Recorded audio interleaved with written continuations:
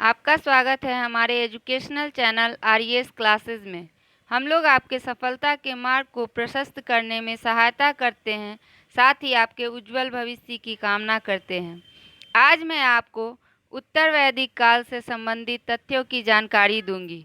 उत्तर वैदिक काल 1000 से 600 ईसा पूर्व। उत्तर वैदिक काल का समय ईसा पूर्व 1000 से 600 ईसा पूर्व तक माना जाता है। आर्यों को द्विज अर्थात 2 बार जन्म लेने वाली जाति का कहा जाता था, जिसमें ब्राह्मण, क्षत्रिय तथा वैश्य अर्थात किसान थे। उत्तर वैदिक काल में आर्य सभ्यता पंजाब से खिसककर कुरुक्षेत्र अर्थात गंगा यमुना दोआब में फैल गई। इसी काल के अंतिम दौर में लगभग 600 ईसा पूर्व में आर्य लोग कौशल, विदेह और अंग क्षेत्र से परिचित हो गए थे। दक्षिण की ओर आर्यों का बढ़ना 800 ईसा पूर्व माना जाता है। उत्तर वैदिक कालीन समाज में कर्म से अधिक वर्ण को महत्व दिया जाने लगा था। ब्राह्मण एवं क्षत्रिय समाज के सर्वश्रेष्ठ वर्ग माने जाते थे। ये दोनों उत्पादन के नियंत्रक थे। वैश्य और शूद्र इस युग के उत्पादक थे, जिन्हें किसी भी तरह की सुविधा प्राप्त नहीं थी। सभी चारों वर्णों की दिनचर्या, खान पान, आचार विचार एवं विवाह संबंधित नियम अलग अलग थे। ब्राह्मण, क्षत्रिय एवं वैश्य उपनयन संस्कार के अधिकारी थे, लेकिन शूद्रों को उपनयन संस्कार का अधिकार नहीं था। निम्नलिखित वर्गों को वर्ण व्यवस्था से अलग रखा गया था। ये अति निम्न श्रेणी में आते थे: पुलिंद, शबर, व्रात्य, निषाद, आंध्र और पुंड्र। शूद्र धार्मिक कर्मकांडों में भाग नहीं ले सकते थे। उत्तर वैदिक काल में अंतरजातीय विवाह का प्रचलन था, लेकिन शूद्रों से विवाह करना धर्म विरोधी, निंदनीय एवं कुकृत्य माना जाता था। आगे चलकर वर्ण व्यवस्था की जटिलता के फलस्वरूप जाति व्यवस्था का प्रादुर्भाव हुआ। आश्रम व्यवस्था। एक आयु की आयु 100 वर्ष मानकर सामाजिक व्यवस्था में आश्रम प्रणाली प्रचलित थी। आश्रम क्रमशः 25-25 वर्ष की अवधि के निम्नलिखित 4 थे: ब्रह्मचर्य आश्रम प्रथम 25 वर्ष, गृहस्थाश्रम 25 से 50 वर्ष की अवधि, वानप्रस्थाश्रम 50 से 75 वर्ष की अवधि, संन्यास आश्रम 75 से 100 वर्ष की अवधि। ब्रह्मचर्य आश्रम में कठोर नियम अनुशासन के साथ गुरुकुल में शिक्षा प्राप्त करनी पड़ती थी। गृहस्थाश्रम में प्रवेश कर विवाह कर पुत्र पैदा करना एवं अतिथि सत्कार करना प्रमुख लक्ष्य था। यह सर्वश्रेष्ठ आश्रम था, जिसमें पुत्र अपने पिता के कर्ज से मुक्त होता था। वानप्रस्थाश्रम में त्याग का जीवन व्यतीत करना पड़ता था, जबकि संन्यास आश्रम में घूमते हुए सन्यासी का जीवन व्यतीत कर मोक्ष की प्राप्ति के लिए प्रयत्न करना पड़ता था। घूम घूम कर उपदेश देने के कारण सन्यासियों को परिव्राजक कहा जाता था। 12 वर्ष तक गुरुकुल में विद्यार्थियों को शिक्षा प्राप्त करनी पड़ती थी। शिक्षा मौखिक थी। उत्तर वैदिक काल में निम्नलिखित विषयों पर शिक्षा प्रदान की जाती थी: ब्रह्म विद्या, देव विद्या, भूत विद्या, नक्षत्र विद्या, इतिहास, तर्कशास्त्र, उपनिषद, स्वाध्याय, प्राणायाम, चारित्रिक एवं शारीरिक सुधार। उत्तर वैदिक काल में उच्च वर्ण के लोगों को निम्न ऋणों से ऊऋण होना अत्यावश्यक था: देव ऋण, ऋषि ऋण, पितृ ऋण, मानवीय ऋण। उत्तर वैदिक काल में निम्नलिखित 4 पुरुषार्थ तत्कालीन मानव के प्रमुख लक्ष्य थे: धर्म, अर्थ, काम और मोक्ष। उत्तर वैदिक काल में शिक्षा राजकीय संस्थाओं में नहीं दी जाती थी, बल्कि विद्वान ब्राह्मणों द्वारा व्यक्तिगत आधार पर दी जाती थी। अतः गुरुकुल शिक्षा के केंद्र थे। मनोरंजन के लिए घुड़दौड़, रथ दौड़ तथा आखेट करना आदि प्रचलित था। इस काल में पासे अथवा चौपड़ का खेल बहुत ही लोकप्रिय था। उत्तर वैदिक युगीन आर्थिक स्थिति। उत्तर वैदिक काल में आर्य अस्थायी ग्रामों में निवास करने लगे थे। कृषि उनके जीवन का मूलभूत आधार बन चुकी थी। उत्तर वैदिक साहित्य में धातु वाले चोंच युक्त फाल का उल्लेख मिलता है। 500 ईसा पूर्व का लोहे का बना हल का फाल जखेड़ा, जो कि वर्तमान में उत्तर प्रदेश के एटा से उत्खनन के दौरान प्राप्त हुआ है। श्याम अयस नामक धातु का वर्णन साहित्य में कई बार हुआ है, जो कृषि उपकरण बनाने के काम में आती थी। अंतर जिखेड़ा एवं हस्तिनापुर से इस काल में जौ, गेहूं, चावल एवं जंगली गन्ने की खेती के साक्ष्य प्राप्त हुए हैं। अथर्ववेद में 2 प्रकार के धान का उल्लेख है, एक ब्रीही तथा दूसरा तंदुल। इसके अतिरिक्त इस वेद में यव अर्थात जौ, उड़द, गन्ना, तिल आदि का उल्लेख भी मिलता है। वर्ष में 2 फसलें होती थी। खादिर एवं कत्था लकड़ियों से विशाल हल बनते थे। काठक संहिता में 24 बैलों से हल खींचने का उल्लेख मिलता है। उत्तर वैदिक काल में सिंचाई एवं गोबर के खाद देने की विधि का विकास हो चुका था। पशुओं में भैंस भी अब आर्यों द्वारा अपनाई जाने लगी थी। दूध, ऊन, चमड़ा, मांस के उपयोग के कारण पशुओं का व्यापारिक उपयोग होने लगा था। वाजसनेयी संहिता में उत्तर वैदिक काल के निम्नलिखित व्यवसायी वर्गों का उल्लेख मिलता है: मछुआरा, गड़ेड़िया, मणिकार, स्वर्णकार, धोबी, लुहार, कुंभकार, रंगसाज, जुलाहा, रस्सी एवं टोकरी निर्माता और सारथी। उत्तर वैदिक साहित्य में भूमि के दान एवं भूमि की खरीद का उल्लेख मिलता है। इस काल की विशेषता थी कृषि प्रधान अर्थव्यवस्था, कबायली संरचना में दरार पड़ना और वर्ण व्यवस्था का जन्म तथा क्षेत्रगत साम्राज्यों का उदय। कृषि के अतिरिक्त अन्य शिल्पों का उदय भी उत्तर वैदिक कालीन अर्थव्यवस्था की विशेषता थी। अभी तक मुद्रा का आविर्भाव नहीं हुआ था, अतः बलि, भाग, शुल्क जो राजा को दिए जाते थे वस्तु के रूप में ही होते थे। उत्तर वैदिक काल में साधारण व्यापार विनिमय द्वारा होता था। इस समय भी गाय व्यापार का माध्यम थी। उत्तर वैदिक में निष्क के प्रयोग आभूषण और निश्चित तौल के धातु खंड दोनों रूपों में होता था। शतमान भी क्रय विक्रय का माध्यम था। वैदिक साहित्य में वर्णित निष्क कोई नियमित स्वर्ण मुद्रा न होकर उस धातु का एक ढेर मात्र था।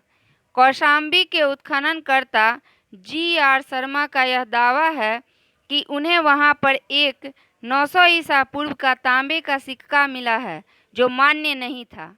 राजा एकमात्र राजकर का अधिकारी था, वह ग्राम की भूमि का मौलिक स्वामी नहीं होता था। भीषक उत्तर वैदिक काल के चिकित्सा शास्त्र में तंत्र मंत्र का भी विशेष स्थान था। चित्रित धूसर मृद भांड इस युग की मुख्य विशेषता है। उत्तर वैदिक कालीन राजनीतिक व्यवस्था। उत्तर वैदिक काल में भी राजतंत्र ही लोकप्रिय शासन तंत्र था। कहीं कहीं गणराज्यों के संकेत भी मिलते हैं।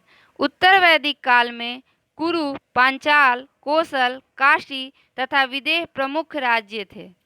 उत्तर वैदिक युग में राजा के अधिकारों एवं शक्ति में वृद्धि हो गई थी तथा राष्ट्र राजा के हाथों में आ गया था। राजत्व के दैवी उत्पत्ति के सिद्धांत का प्रारंभ इसी काल में प्रारंभ माना जाता है। तत्कालीन राजतंत्र क्षेत्रीय थे। विभिन्न राजतंत्रों का प्रकार निम्नवत है: प्राची में सम्राट, प्रतीची में स्वराज्य, दक्षिण में भोज्य, उदीची में वैराज्य।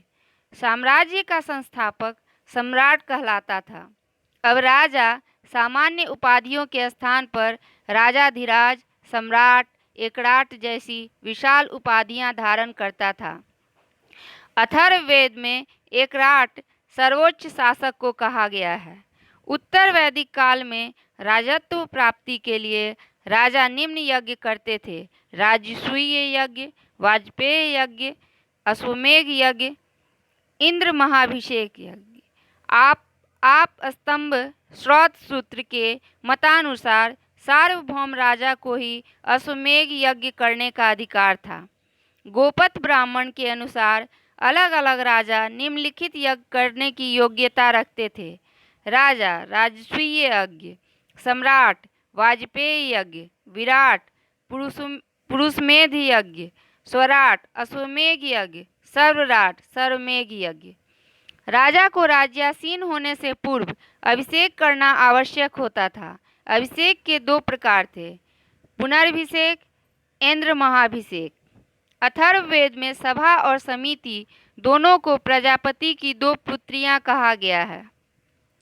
सभा में संभवतः राज्य के वयोवृद्ध और सम्मानित व्यक्ति सम्मिलित होते थे, जबकि समिति में गांव के सभी वयस्क सदस्य शामिल थे।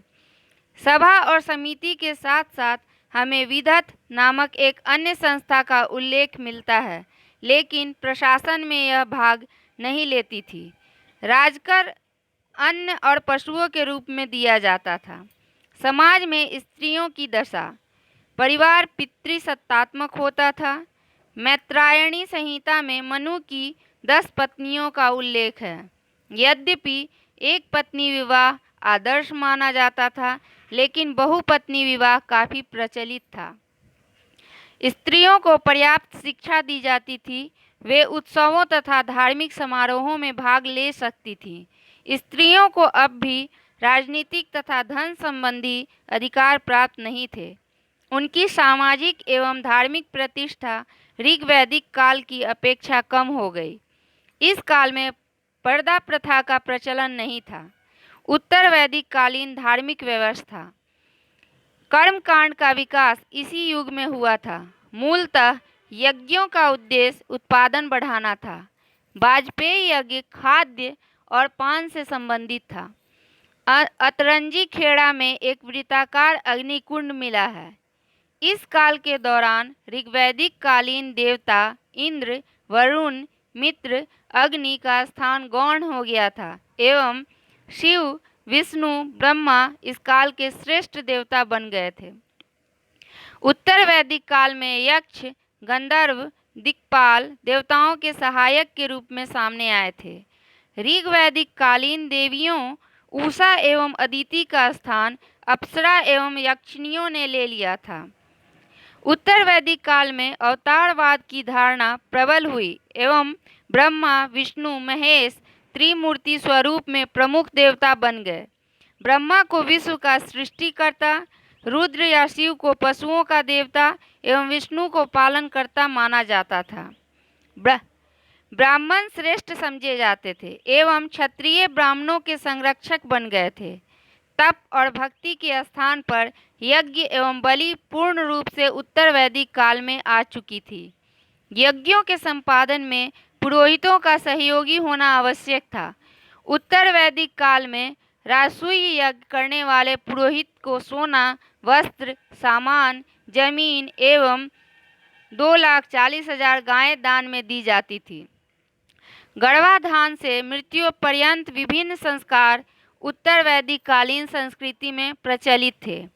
पुरोहित राजा प्रमुख सलाहकार के रूप में जाने जाते थे और शेष इन उपमाओं से विभूषित होते थे। उद्गाता, होत्री और अधर्वयु। सामान्य रूप से गोमांस खाना वर्जित था, परंतु कुछ अवसरों पर गोमांस खाना शुभ माना जाता था। राजसूय, वाजपेय तथा अश्वमेध जैसे विशाल यज्ञों का अनुष्ठान किया जाने लगा। राजसूय यज्ञ से राजा को दैवियों की प्राप्ति होती थी, जिसकी अवधि 2 वर्ष थी। वाजपेय 17 दिन की अवधि का था, जिससे नव यौवन प्राप्त किया जाता था एवं अश्वमेध यज्ञ राजा के चक्रवर्ती होने के लिए उत्तर वैदिक काल में किया जाता था। मायावाद के सिद्धांत का प्रतिपादन इसी युग में हुआ था। वैदिक साहित्य एक नज़र। वैदिक संहिताएं ऋग्वेद, यजुर्वेद, सामवेद, अथर्ववेद। यजुर्वेद 2 भाग, कृष्ण यजुर्वेद तथा शुक्ल यजुर्वेद।